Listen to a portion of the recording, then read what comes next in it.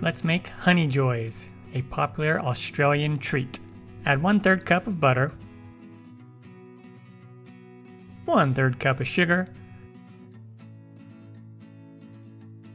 and 1 to 2 tablespoons of honey to a pot or skillet.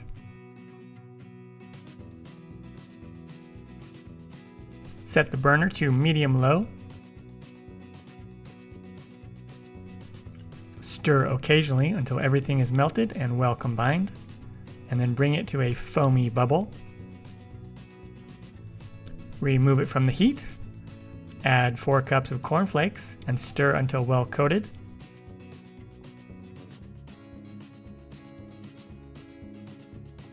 Add spoonfuls to a muffin pan lined with paper cups. Then bake at 300 Fahrenheit for 10 minutes. Allow them to cool completely, then serve.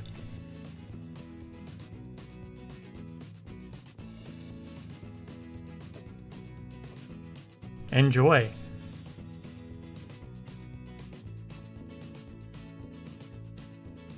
Find the recipe on my website, inthekitchenwithmatt.com.